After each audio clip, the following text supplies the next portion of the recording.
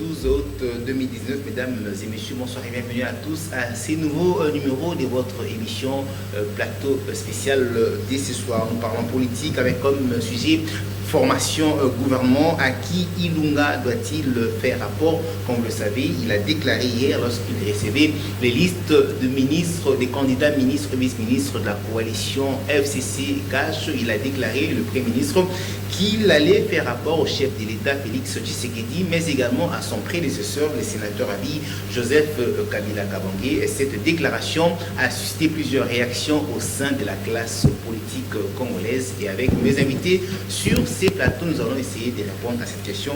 À qui Sylvestre Ilunga Ilunkamba, le Premier ministre, doit-il faire rapport en ce qui concerne la formation du prochain gouvernement? Alors je m'en vais directement saluer mes invités. Je commence par M. Omer Katamba, un invité habituel de ces plateaux spécial. Il est analyste politique. M. Omer, bonsoir et bienvenue. Bonsoir M. Prince, merci beaucoup. Voilà, bon début de semaine. J'ai dit bonsoir également à Sylvie Kalala, elle est journaliste, une habituée également de ces plateaux spécial. Sylvie Kalala, bonsoir et bienvenue sur ces plateaux. Bonsoir Prince Mejmoulela, bonsoir à nos très chers téléspectateurs et bon début de semaine à tout le monde. Voilà, et enfin je dis bonsoir à Freddy Kalala, il est journaliste.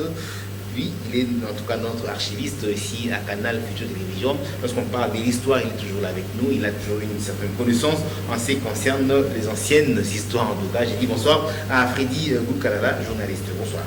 Bonsoir à la Prince Mejmoulela, bonsoir à Sylvie Kalala et aussi à Omer Katamba, contre le corps sur le plateau. Bonsoir surtout aux téléspectateurs. Le grand absent, c'est Maître Kizito du FCC qui devait être avec nous sur ces plateaux. Jusque-là, il n'a pas fait signe de vie. Il ne répond pas non plus à son téléphone. Je ne sais pas pourquoi. Espérons qu'il pourra bien nous rejoindre sur ces plateaux spécial. Maître Kizito, il est membre du FCC et cadre au PPRD, parti de l'ancien président Joseph Kabila. Alors, Omer Katamba, formation gouvernement, à qui Ilunga doit-il faire le rapport? Vous avez suivi certainement sa déclaration lorsqu'il venait de recevoir la liste de candidats ministres et vice-ministres de la coalition FCC-CACH. Qu'en dites-vous? Monsieur Prince, merci pour la parole. Je ne vois pas là où cela crée la polémique, si ce n'est que éclairer l'opinion. Parce qu'à mon avis, il y a deux démarches à ce sujet à faire, n'est-ce pas? Il y a la démarche informelle qui concerne les FCC, parce que, comme vous le savez très bien, les listes viennent du FCC et il est normal que les chefs du FCC se rassurent, n'est-ce pas, que les noms qui figurent, ce sont ces noms-là que lui connaît, qui fait confiance. Ça, c'est d'un côté, et de l'autre côté, il y a la démarche officielle. Là, c'est le chef de l'État qui doit endosser, n'est-ce pas, par une ordonnance, comme ça va se faire, je crois, cette semaine ici. Donc, à mon avis, il n'y a pas de polémique là-dessus. Si on est observateur vraiment de la politique et si on connaît comment la politique évolue, ça ne peut pas... Mais l'ancien président Kabila n'est plus comptable devant la nation. Est-ce que vraiment il était très important que Sylvestre Ilunga Ilunkamba puisse faire une telle déclaration? C'était devant le média. Bon, peut-être... Vous rappeler cela. Est-ce une réalité ou une erreur de langage? Non, peut-être, qu'est-ce que je peux dire? Peut-être une maladresse de le dire devant la presse, mais sinon, c'est ça la réalité. C'est une maladresse de le dire peut-être devant la presse, mais... Cette maladresse ne vient pas ici confirmer ce que disent certains, que l'ancien président Kabila aurait toujours la même mise dans les affaires de l'État. Mais que voulez-vous?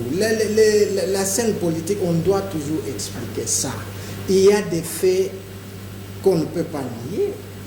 L'ancien président de la République a pratiquement bâti une force politique qui est là.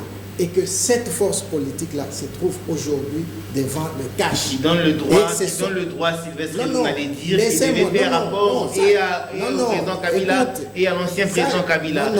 Au président Félix et à l'ancien président Kabila. Mais je me suis exprimé là-dessus. J'ai dit ceci. Les dire devant la presse, c'est une maladresse. Je l'ai dit. Mais sinon, voilà pourquoi je posais la question. Oui. Est-ce une réalité que Sylvestre Ilunga a déclaré tout haut, oubliant qu'il était devant la presse, devant le caméra? Personnellement, je n'ai pas suivi. Mais s'il l'a fait, je dis que c'était une maladresse. Mais au fond, la réalité est celle-là. Et c'est lui qui incarne le pouvoir de l'État, c'est le chef de l'État. Est-ce qu'il y a polémique là-dessus? Mais des combines privées, politiques, tout ça, ça existe. Ça existe. Alors, et c'est normal, ça fait partie du jeu politique. Sylvie Kalala, vous partagez cet avis que c'était une maladresse de la part du Premier ministre Sylvestre Ilunga de faire cette déclaration devant les caméras? Moi, je dirais non. Ilunga Ilukamba, c'était un grand monsieur. Il a pratiquement 79 ans, 78 ans, si je ne me trompe pas. Il sait ce qu'il a dit. Ilunga Ilukamba est du FCC. Alors, par-dessus sa déclaration, moi je veux juste lui dire une chose. Il est Premier ministre. Et dans ce gouvernement, ce n'est pas un gouvernement de Joseph Kabila. Ilukamba est là pour servir le peuple. Il est là, s'il a à faire rapport, c'est au président de la République. Le rapport au sein du FCC ne concerne pas la nation. C'était pas là où il était devant la presse, Ilukamba n'était pas dans la peau du membre du FCC. Il est dans la peau du chef du gouvernement de la République. Donc moi je ne vois pas pourquoi il devrait dire qu'il doit faire rapport. C'était une cérémonie officielle de la remise de liste de candidats ministrables. Et moi, je ne vois pas pourquoi il devait venir là, nous brandir que ces rapports, il le fera et au chef de l'État et au chef de sa famille politique. Non, il ne devait pas dire ça devant la presse. Et moi, je me dis, s'il est là pour servir Kabila, il se trompe. Ce n'est pas à Kabila que lui doit. Il n'est pas là pour servir Kabila, ni sa famille politique. Parce que je me rappelle très bien, après sa nomination, Ilunga a été dans sa famille politique, dans son parti politique qui est le PPRD. Je me souviens très bien du discours tenu par Chadari, lui demandant il est là pour servir le PPRD, voilà. Il doit donner du travail aux militants du PPRD, il doit servir le PPRD. En tout cas, Ilunga doit faire très attention. Si c'est dans cette logique-là, il doit faire très attention. Le peuple là à l'œil. Il est là pour servir la nation. S'il est là, il commence avec les discours de faire rapport à Kabila. C'est-à-dire, il va faire le discours comme l'a fait l'un du PPRD, disant que le Kabila, c'est leur maître. Non. Voilà. Donc, on doit plus quitter dans ce genre de message. Ne partagez-vous pas justement l'avis d'Omer Katamba lorsqu'il dit que c'était une maladresse, puisque jusque-là, jusqu'à hier en tout cas, Sylvestre Ilunga n'était pas critiqué? Dire qu'il n'était pas, Ilunga n'était pas critiqué parce que, non, pas un modèle. Non, il ne faut même pas dire que Ilunga c'est un modèle, non. Ilunga n'était pas critiqué parce qu'il n'avait encore rien dit. Moi, je peux dire, hier... Il parlait pour... s'adresser devant les caméras. Il a justement, depuis son message de remerciement après sa nomination, je m'excuse, Ilunga n'avait pas encore dit un mot devant la presse. Hier, c'était comme sa première sortie dans sa peau du Premier ministre, parce qu'il faisait au moins une cérémonie officielle, tant que Premier ministre. Je m'excuse, et là, il nous crache ça. Pouf, je vais faire rapport à Joseph Kabila et à Félix Tshisekedi, qui est le président de la République. Mais non, parce que le travail qu'il fait là, ce n'est pas pour Kabila. C'est pour le peuple congolais. Et il y a un seul chef de l'État qui est Félix Antoine Tshisekedi Tshilombo. Merci. Alors, Freddy Goukalala, on a comme l'impression que l'ancien président Kabila ne veut pas ou a du mal à accepter qu'il n'est plus, président de la République à travers justement ces gens ou ces hommes qui lui proposent dans certains postes de commandement. Et lorsqu'on suit le Premier ministre Sylvestre Ilunga déclarer qu'il allait donner le rapport et au président de la République et à l'ancien président, le sénateur à vie Kabila, ce n'est pas confirmé ce que certains pensent sur cette coalition FCC-CACH, certains disent que l'ancien président Kabila co-dirige avec le président Félix Tshisekedi. Oui, merci Prince pour la parole. Je crois que ce qui est le plus important dans cette histoire, Comme Sylvie l'a dit, Ilunga n'est pas celui qui vient de tomber comme une mouche dans la sauce. Non, c'est un routinier de la politique. Il a 78 ans dans la politique. Tout ce voilà, 78 ans d'âge. Voilà, certainement, il doit avoir une soixantaine d'années dans la politique. Il doit avoir une soixantaine d'années dans la politique. Par rapport à son statut, tout ce qui sort de la bouche d'un officiel ou de la bouche du moins autorisé ne doit pas être pris à la légère. Je me rappelle encore il y a peu, le président de l'Assemblée provinciale parlait ça aussi. Il en a parlé au micro devant la caméra, que ce qu'il fait, il fait en rapport aussi à son chef ou à l'autorité morale. C'est-à-dire, s'il faut prendre ça comme quelque chose à la légère, non, il faut prendre ça en considération. Vous avez dit... Qui doit prendre cela en considération? Non, le président de la République ou les analystes, qui doit, la classe politique. Restons un peu là. Qui doit prendre ça en considération? L'opinion, les analystes politiques et la classe politique dans son ensemble. Et où est la place et le président de la République dans tout ça? Qu'est-ce qu'il doit faire? Qu'est-ce doit-il faire? Laissez-moi d'abord... Allez-y, oui, allez-y. L'adresse de Ilunga, c'est comme Omer l'a dit, c'est une maladresse. C'est une erreur communicationnelle qu'il ne devrait pas faire. S'il devait faire rapport, ou s'il doit faire rapport à son autorité morale, ce n'est pas dans le cadre officiel qu'il doit annoncer ça à la télé, dans les médias, que je dois faire rapport. Pour donner quelle impression? C'est là où je reviens maintenant à votre question, lorsque vous dites non, il y a des gens qui croient ou qui font croire que Kabila n'est pas là, il co-dirige. Non, je crois que c'est la nostalgie de l'exercice du pouvoir ou de la vie au pouvoir fait en sorte que on ne se rend pas compte de la réalité en France et de s'adapter à cette réalité. C'est Kabila ça, c'est Kabila. Je crois c'est tout à fait normal que cela soit aussi chez lui. Vous pensez qu'il ne s'est pas encore rendu compte qu'il n'est plus le chef de l'État? C'est normal, à mon avis, qu'il soit encore un peu légèrement nostalgique, mais aussi ceux qui le font croire ou qui le rassurent que c'est toi qui es le président, effectivement, ils induisent le sénateur à vie en erreur et ils planifient les chaos au pays. Vous comprenez? Parce que lorsque... Les chaos au pays. Oui, parenthèse, les chaos au pays, parenthèse rapidement. Qu'est-ce que vous voulez exactement dire? J'ai dit les chaos au pays, lorsqu'il y a déjà, dans la psychologie des gens, que non, ce n'est pas le président Félix Tshisekedi qui décide, ce n'est pas le président Félix Tshisekedi qui dirige, mais il co-dirige avec Joseph Kabila. Ça donne, je dirais, pour ne pas aller plus loin, la révolte, ne serait-ce que sur le plan moral, dans le chef de la population. Pour savoir que non, pendant 18 ans, nous venions de passer une certaine période qui n'était pas aussi rose.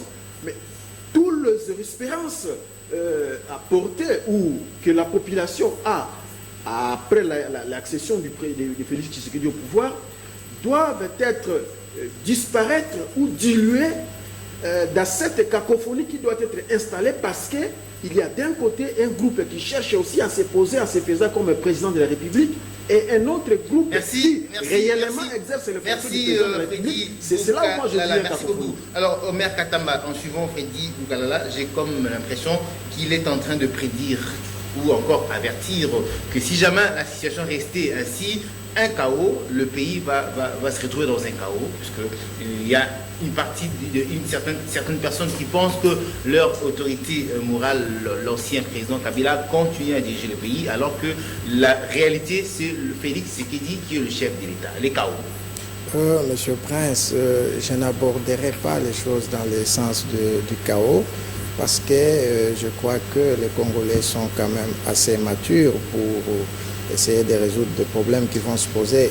Mais cependant, j'avais relevé l'autre fois ici, et je reviens encore pour insister, nous avons besoin dans ce gouvernement des hommes d'État.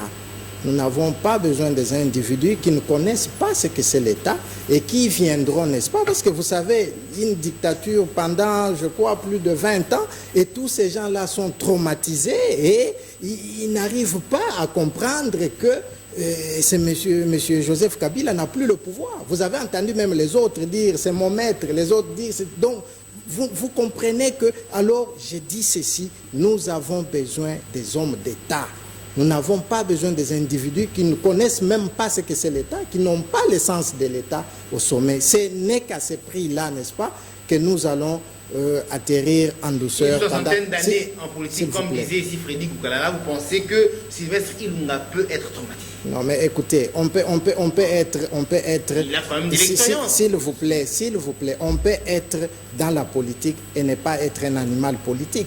Vous comprenez? C'est ça le truc. On peut être dans la gestion. Lui, il est professeur d'université et puis il était dans le PPRD comme membre. Mais être un animal politique, ce n'est pas donné à tout le monde. Vous comprenez?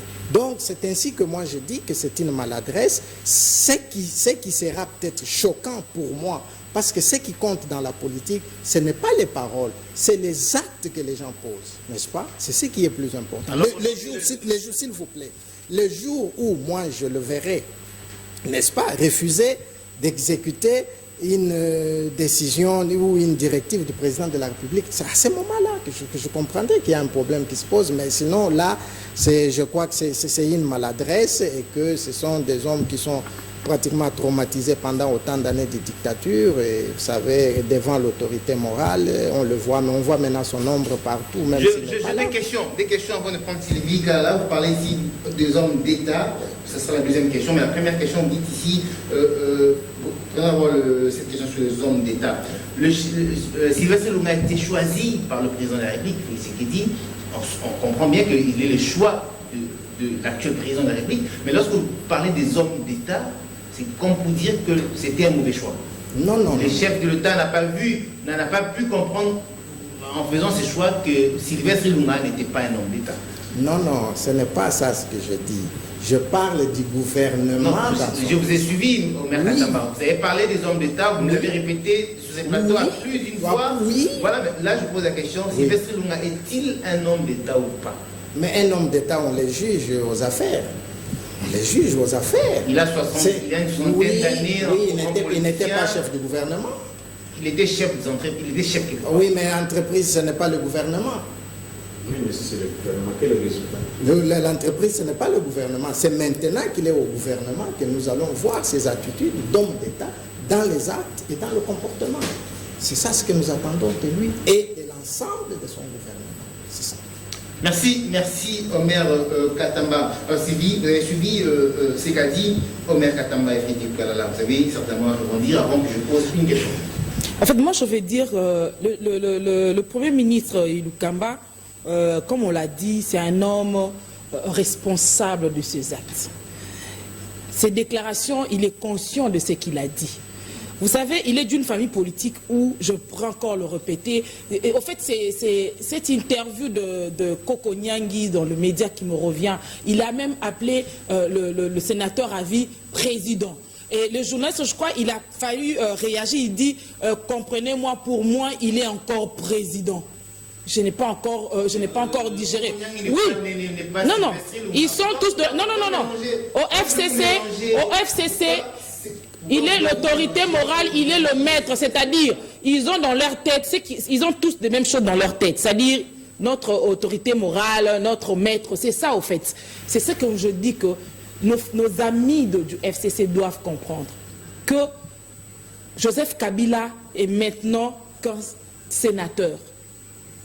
Il est sénateur. Sa place est au Sénat. Comme il est un sénateur à vie comme ancien président, il est libre de siéger ou pas, mais il est sénateur. On a un seul président de la République. C'est ce que le FCC doit comprendre. Ils doivent le digérer du jour au jour. Et puis nous, on ne cessera pas de leur répéter cela. Il y a un seul président de la République en République démocratique du Congo, c'est Félix Antoine Tshisekedi Tshilombo. Et ils doivent comprendre qu'ils seront au gouvernement. Ce n'est pas pour servir leur autorité morale. Parce que s'ils viennent avec l'esprit de servir leur autorité morale, là, il y a Félix Tshisekedi qui a une autre vision, qui est celle de servir d'abord le peuple, et ils viennent d'un régime qui était d'abord mes poches d'abord, ma famille d'abord, moi d'abord, je dois d'abord m'enrichir, et le peuple, je m'en fous. Ils viennent d'un régime différent de celui qui vient d'être mis en place. Et c'est ce qu'ils doivent mettre dans leur tête. C'est pourquoi je tire même l'attention de tous ceux qui seront les promus. Pourquoi vous tirez l'attention de membres du FCC et non du sénateur Avi Kabila? Et si c'était lui justement qui faisait croire à ce genre-là qu'il avait toujours la même mise dans la chose publique ou dans les affaires de l'État. Pourquoi vous n'êtes pas attention dans ça? Quand je sais pas, j'ai bien dit le FCC. Joseph Kabila. Oui, Joseph Kabila. Non. Joseph Kabila est membre du FCC. Quand je parle, oui, les autorités morales du FCC, c'est comme ça qu'on l'appelle. Oui, c'est ce que je dis. Il est aussi membre du FCC. Kabila est d'abord membre du FCC et c'est après qu'il a été choisi parmi les membres pour qu'il soit autorité morale, comme ils aiment bien l'appeler ainsi. C'est pourquoi je dis, même Joseph Kabila là où il le sait bien qu'il n'est plus président de la République. Il le sait.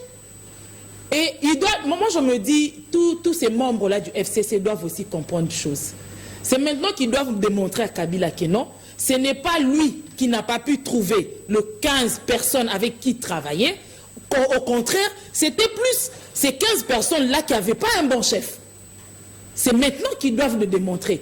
C'est pas que Kabila, dans ce pays, nous avons des têtes, nous avons des hommes intelligents, capables de changer les choses. C'est seulement qu'il y avait un mauvais chef. Au lieu de dire la vérité et d'accuser tout ce qui était autour de lui, il devait normalement admettre que c'était lui le mauvais chef. Et maintenant, il y a un nouveau chef qui a une autre vision de la République. Et c'est maintenant que ces gens-là doivent montrer à la République que ce n'est pas les hommes qui manquaient pour changer ce pays. C'est plutôt la tête qui n'était pas bonne. Voilà. Merci. Alors, je l'ai dit, Boukalala, l'actualité, c'est aussi cette demande de personnes vivant avec handicap qui ont demandé au chef de l'État de penser à eux aussi, de penser à elles dans le gouvernement, le futur gouvernement, pourquoi pas un ministère. Le chef de l'État a promis de répondre à leurs revendications ou préoccupations. Doit-on comprendre ici qu'on risque de revoir un peu le nombre de ministères? Oui, merci, Prince. Mais avant de répondre à cette question, permettez-moi de prendre un élément ici soulevé par Sylvie Kalala et Omer Katamba. Mais quand on parle d'Ilunga, on lui présente comme un ange, un expérimenté. Je ne sais pas, est-ce que tout celui qui est passé ministre et qui a travaillé avec Mobutu, c'est un exemple où c'est la preuve de la compétence? C'est la preuve de l'intégrité. Non, moi je dis non. Quel est le résultat des 32 ans de Mobutu et tous ceux qui ont travaillé avec lui? Mobutu, non, écoutez, contestez ou non, je ne suis pas là. Je fais mon analyse. Ne me faites pas dire ce que je n'ai pas dit. C'est lui qui a choisi Sylvestre Lukamba. Je n'ai pas dit ça. Mais je fais mon analyse. Je fais mon analyse. Une question. Moi, ça m'écœure toujours lorsque les gens nous font croire que non, il a travaillé, il a fait ceci. Quel est le résultat? Les résultats. Mobutu était tout sauf un mauvais gestionnaire. Il n'était pas seul. Il était avec les Ilunga, il était avec tous les autres qui ont entouré, qui ont tué, j'allais dire, politiquement, même Joseph Kabila. Joseph Kabila n'a pas pu rendre le service à la nation pour ces Mobutistes. Quel est l'exemple que Mobutu peut nous donner ici? C'est pas pour détruire le pays. Quel est l'exemple? Oui, ils étaient des hommes compétents, nous le savons. Mais ils ont servi le pays en quoi? En s'enrichissant. Prince, tu n'es pas capable de diriger un ministère seulement celui qui travaille beaucoup pour qu'on nous glorifie ses compétences. C'est faux. Il n'est pas un modèle. Mais dis-moi, peut-être le chef de l'État a estimé que c'est le moins mauvais. Peut-être ça va. Il ne sont pas des modèles. Les résultats que nous avons reçus, les résultats de la fin du règne de Joseph Kabila, c'est le même résultat copie conforme à ce que nous avons reçu de Mobutu. Les preuves sont là. Où sont partis les GKP? Les entreprises publiques. Les entreprises publiques auxquelles il a chapeauté les réformes. Copyright, c'est qui? Une question Philippe. Je reviens à votre question. Une question, vous avez voulu répondre et moi j'ai une question. Nous sommes les jeunes, nous devons relever les défis. Nous sommes capables aussi de diriger. Ce n'est pas seulement les gens des choisir un artiste comme Premier ministre, c'est un mauvais départ pour Félix Tshisekedi. Bon, je vous dis, Prince, ne me faites pas dire ce que je n'ai pas dit. J'ai posé une question. Je réponds à votre question. Frédéric, voilà, répondez à la question. Choisir un mobutiste comme Premier ministre, c'est un mauvais départ. Mais je dis et j'insiste que le moboutisme n'est pas une bonne école politique pour notre pays. Point barre. Je réponds à ma question. Les personnes n'ont pas répondu à ma question malheureusement et les gens ont compris. Allez-y. Les gens ont compris que le moboutisme n'est pas une bonne école politique. Ici, le plan de la gestion. Ils ne sont pas des bons gestionnaires. Vous n'avez pas toujours pas. Vous avez commencé à répondre à la question sur la question du handicap. Aujourd'hui, toutes les voix s'élèvent et la démocratie commence à bouillonner un peu partout pour que chacun revendique son droit. Aujourd'hui, 2-3 médecins ou 2-3 journalistes peuvent revendiquer leurs droits, ils font leur petite banderole, ils marchent jusqu'à la présidence, ils déposent leur mémo, un conseiller du président ou du directeur du cabinet les reçoit, et puis ils présentent leurs problèmes, ils rentrent librement, et c'est comme ça, c'est la démocratie. Voilà que le gouvernement sort, tous ceux qui étaient marginalisés se lèvent des voix. Hier, le musulman haussait le ton avec le chef. Exactement, mais comment le chef de l'État va répondre à la revendication? J'y arrive. De prendre Omer Katamba. Il y a les Anamoro qui disent nous aussi, et il y a les gens de Sankourou, tous les territoires confondus. Répondez à la question Félix Balala. Comment le chef de l'État doit-il répondre à ces revendications, ces préoccupations? Non, la réponse était simple.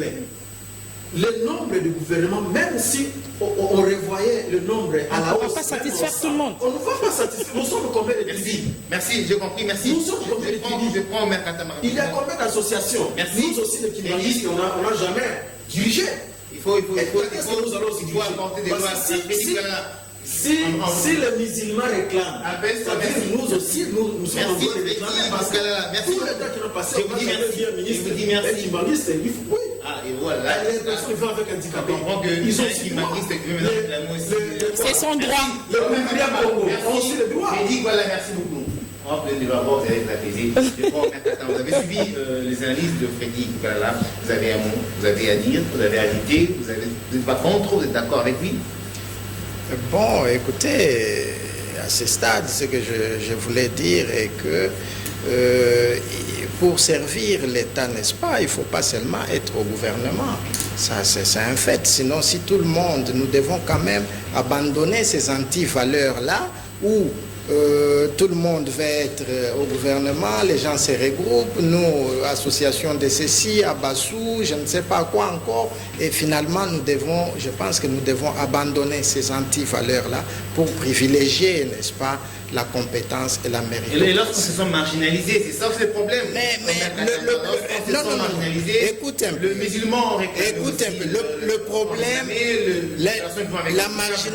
la marginalisation ne réside pas dans le fait que les femmes ou les hommes ou les musulmans ou les handicapés ne sont pas au gouvernement. Parce que pour servir son pays, il ne faut pas seulement être au gouvernement. Il y a plusieurs postes qu'on peut revendiquer, ça c'est un. Mais la marginalisation réside dans la réponse, n'est-ce pas, qu'on doit donner à la demande de la population, que nous appelons en politologie les inputs que la population émet et que le gouvernement doit sortir en termes d'output. C'est à ce niveau-là qu'il faut se focaliser.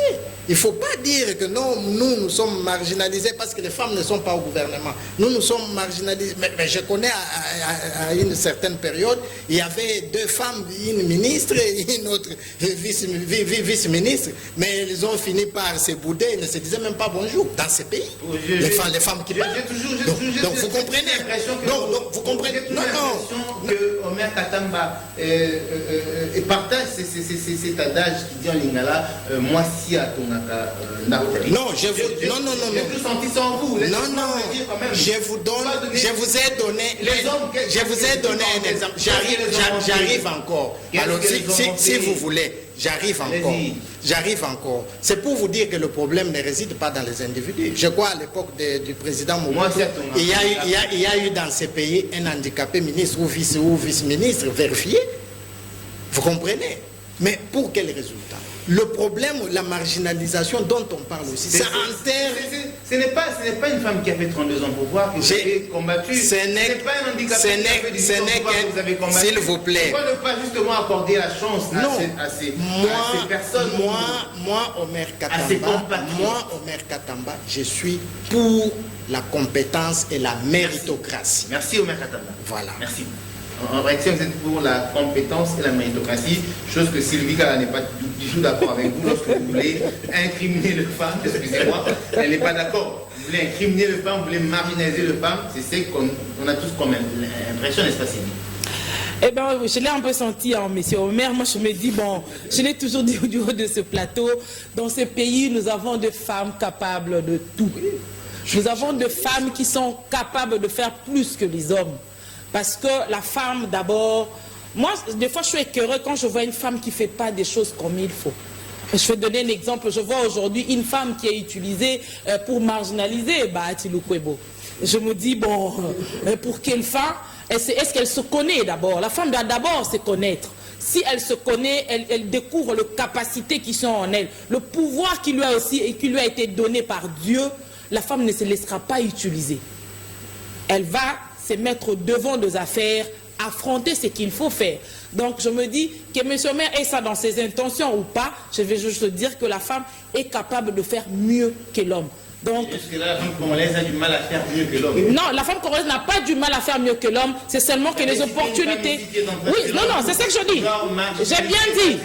J'ai bien dit. Malheureusement, on cherche à déstabiliser Bahati Lukwebo en utilisant une dame et qui se laisse aller comme ça. Et je me dis, elle doit revenir en elle. Elle doit en fait, la femme... Non, en fait, la femme congolaise, quelque part, elle ne se retrouve pas parce qu'elle-même ne se reconnaît pas. C'est pourquoi je dis, la femme doit d'abord chercher à se connaître elle-même, connaître ses capacités, le pouvoir qui a été mis en elle, qu'elle n'a pas encore bien exploité, elle fera mieux que l'homme. C'est ce que je veux bien dire. Dans ceux-là qui se laissent utiliser au détriment des autres, pour les avantages de certains, c'est celles-là qui n'ont pas encore compris ce qu'elles sont. Voilà. Voilà. Sylvie Gala a tranché, en tout cas, nous sommes en train déjà d'aller lentement sûrement vers la fin de l'émission. Je n'ai fait que chuter, mais je n'ai pas répondu à la question que tu La question voilà. était celle-ci par rapport à comment le chef de l'État doit-il justement répondre aux préoccupations, revendications de personnes vivant avec handicap, de musulmans qui réclament aussi leur participation dans le prochain gouvernement, et les Kimangis aussi qui s'annoncent déjà. Comment le chef de l'État doit-il répondre? Bon, c'est à titre personnel que Freddy a réclamé. Doit-il répondre justement à ces préoccupations? En fait, moi je vais dire ceci. Vous savez, cette histoire de la formation du gouvernement, quand tout le monde cherche à aller au gouvernement, c'est que tout le monde là ne veut pas servir la République. C'est juste que les gens veulent aller là-bas pour se servir. C'est les gens qui veulent aller pour se servir. Servir sa patrie, c'est pas seulement être ministre ou vice-ministre. Non. Et le chef de l'État se retrouve, moi je me dis, il est dans une situation où s'il ne fait pas attention, il risque de rater son quinquennat. Parce qu'il doit savoir qui mettre où. Parce que jusqu'à ce jour, il y a des choses que le chef de l'État, je veux dire des ordres que le chef de l'État a donnés, dont les exécutants ont du mal à exécuter. Vous avez vu dernièrement le chef de l'État qui a fait une descente par rapport à la construction de sauts de moutons et tout. Il a découvert que les Chinois ne payaient pas bien les Congolais qui travaillaient journalièrement. Et il leur a bien demandé de revoir le salaire de ces Congolais-là. Où est le problème? C'est que le chef de l'État a dit, y a-t-il une équipe qui suit cela? Est-ce ce que le chef de l'État avait demandé d'être fait, est-il en train d'être fait ou pas? Y a-t-il de suivi? Parce que le chef d'État avait donné un ordre, afin que les choses soient revues. Parce que jusqu'à ces jours, nous voyons qu'un Chinois qui vient chez nous, il est chez nous en République démocratique du Congo, il fait travailler les Congolais pour leur payer de quoi s'acheter un petit pain. C'est pas normal. Nous ne devons pas continuer à vivre dans ce rythme-là. J'ai salué la décision dernièrement de, je crois, le directeur général de la DGM, qui avait demandé à ce que tous les expatriés qui ne sont pas, que chacun se mette en ordre, ceux qui ne sont pas en ordre, ils seront rapatriés dans leur nom. C'est la question que je me pose ce soir. Est-ce que cette mesure a d'abord été respectée? C'est la question que je me pose ce soir. Je me dis, est-ce que M. Kachouantale, avec son équipe de la DGM, sont-ils en train de faire ce travail? Est-ce que l'équipe qu'il a mis sur terrain est en train de faire ce travail? Doit-on continuer à laisser les étrangers vivre chez nous tout en marginalisant les Congolais? Est-ce que nous Congolais à l'étranger, sans papier, exerçons du commerce dans un pays étranger, nous pouvons faire ce que les autres font ici chez nous? Non, je le dis non. Les choses doivent changer. On n'est plus à l'époque de la colonisation, où ce que les Occidentaux font pour l'Afrique est vu à la norme, et doit être trouvé normal, et ce que nous faisons ici n'est pas bon. On n'est plus à cette époque-là. Je suis d'ailleurs, pardon, excusez-moi, je suis un peu indigné de voir dernièrement ce qui s'est passé. Il y a eu un documentaire qui est passé dernièrement sur un homme des dieux de chez nous ici. Excusez-moi, je vais citer le nom. C'est le prophète Condé. Sur qui il y a eu nos confrères occidentaux qui ont fait un documentaire tout en les traitant d'escrocs, des voleurs, de ceci, de cela, chose qui n'est pas normale. Et nous, malheureusement, journalistes que nous sommes, nous avons peut-être vu ça normal. Est-ce que, Prince, tu peux faire un documentaire critiquant un Français, un Américain et aller diffuser cela chez eux? Non. Moi, je me dis, je vais chuter en disant ceci. Le chef de l'État doit faire un bon choix. Et les équipes qui doivent suivre ce qui a été fait, je crois qu'on a nommé une commission de suivi, tout ça. Je me dis, on ne doit pas aller multiplier les commissions à gauche, à droite. Il faut plutôt trouver les bonnes personnes. Nous sommes déjà en train de chuter, je vais accorder quelques minutes à mes invités pour un dernier mot, un mot de la fin. Je commence par Freddy Lukalala, vous avez 1 minute 30 secondes pour un dernier mot. Vous allez aussi répondre par rapport à la question, conclure justement par rapport à la question au sujet principal de l'émission. Le gouvernement, formation gouvernement, à qui Ilunga doit-il faire rapport? Vous avez 1 minute 30 secondes pour un dernier mot. Allez-y. Merci, parce que vous avez peut-être tiré le temps vite pour qu'on ne parle pas. Je n'ai pas tiré le temps, je respectais mon temps déjà. Écoutez, Prince, que servir ou qui, je commence directement par la question avant un peu d'aborder certaines choses. Nous sommes dans un contexte où les élections sont passées, il y a quelqu'un qui a été élu, il a été investi, il a prêté serment. Est-ce que cette question est d'actualité? Qui doit-on, auprès de qui il doit faire son rapport? On ne peut même pas poser cette question. C'est pourquoi moi je dis, des fois, lorsque je vois la coalition FCC cache, lorsque je fais mes analyses, je trouve des idéologies différentes dans cette coalition, malheureusement. Il y a d'un côté le peuple d'abord, il y a de l'autre côté les gens qui prônent l'autorité morale. Comment ça doit fonctionner? Alors si jamais il arrive que non, moi je suis Ilunga Ilukamba, c'est l'autorité morale d'abord, parce que semble visiblement c'est le maître mot, c'est la seule pensée, la seule politique, la seule idéologie, c'est l'autorité morale d'abord. Avec le peuple d'abord, c'est incompatible. C'est pourquoi moi je dis, ça risque d'amener le chaos. Peut-être vous n'avez pas compris mon analyse. C'est à ce niveau-là. Il y a des idéologies diamétralement opposées, mais qui sont obligées de cohabiter. Est-ce que la cohabitation sera possible? Donnons l'avenir de l'État et donnons la coalition la chance d'évoluer. Permettez-moi, je conclus. Je n'ai pas beaucoup de paroles. Je dois conclure parce que l'État... Vous avez 1 minute en tout cas qui me reste, pas plus. Le diplôme nous a déjà dit. Vous avez 1 minute, pas plus en tout cas. Servir les pays comme Omer Katamba l'a dit, ce n'est pas seulement le gouvernement. On peut servir les pays comme bourgmestre, on peut servir les pays comme chef de quartier, on peut servir le pays comme les agents, ceux qui récoltent le taxe dans là. C'est aussi servir les pays. Comme cantonnier, ça dérange pas. Servir les pays seulement en état au gouvernement. Si on réclame seulement le gouvernement, et si les gens s'empoignent seulement au gouvernement, c'est-à-dire qu'il n'y a pas l'intention de servir les peuples. Voilà. P2, Sylvie a dit cette histoire-là, l'époque de Kouyi. Il y a aussi des nostalgiques, même en Europe, qui croient que non, nous sommes encore à l'époque coloniale où ce que le Mundele a dit, oui, le Mundele Nzambe. Non, il y a un musicien qui a chanté Motomoï Ndouaouta Koua. Donc les Mundele nous font croire que non, Dieu, c'est Jésus-Christ, Mundele. Tous les anges, les Mundele. Tout le monde est les Mundele. Finalement, où est la place de Moïse? Rien du tout. Et même nos serviteurs de Dieu, il fallait... Voilà, je prends l'exemple que Mme Sylvia a évoqué, le prophète qu'on a traité de tous les... Voilà. Par un confrère, par des confrères, auxquels il a certainement de bonne foi accordé l'interview. Mais qui est ce prophète-là? Ou, du moins, si le prophète était un Mundele, nous aurions déjà les considéré, si pas comme un Dieu, mais l'adorer déjà, s'il était blanc. Mais pourquoi les prouesses des Congolais, les prouesses des Africains? Merci. Merci, Freddy. Merci beaucoup. Omer Katamba, vous avez 2 minutes pour un dernier mot. Voilà, commissaire pendant encore 5 minutes. Merci. Merci Dipo, Charlie Kachama. On a encore 5 minutes. Alors Omer Katamba, vous avez 3 minutes. Pour un dernier mot, allez-y. Il faut repartir. Je vous pose la question. Il nous reste 5 minutes et vous donnez 3 minutes à M. Omer. Je ne suis pas. Vous avez consommé plusieurs minutes minutes en tout cas. Voilà, je dis c'était le cas.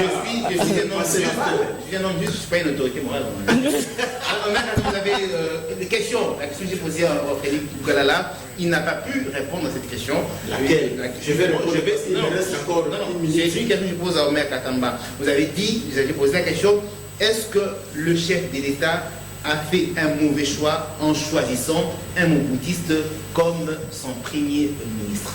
Écoutez, je crois que le chef de l'État a entériné un choix. Faut pas oublier ça. Voilà. Il a entériné un choix. Parmi plusieurs choix, il a préféré celui-là. Il a entériné. C'est un choix qui vient de l'autre côté. C'est une proposition qui vient du FCC. Et lui a regardé parmi les propositions, il a pris celui-là, il a entériné. C'est ça. Et celui-là a son passé. Je crois que je me suis étalé dernièrement là-dessus. Lorsqu'il a été choisi, j'avais dit qu'aujourd'hui, il a l'opportunité de démontrer le contraire du passé. On a rappelé ici tout ça. Et j'avais dit que, selon moi, c'est parce que c'était dans un régime dictatorial. Et là, vous êtes liés, vous ne faites que la volonté du chef et ce qu'il fait. Et aujourd'hui, il se retrouve avec un président ouvert démocrate, n'est-ce pas? Et il a la possibilité de s'amender et de donner le meilleur de lui-même. C'est ça ce que j'ai dit. Alors, un dernier mot?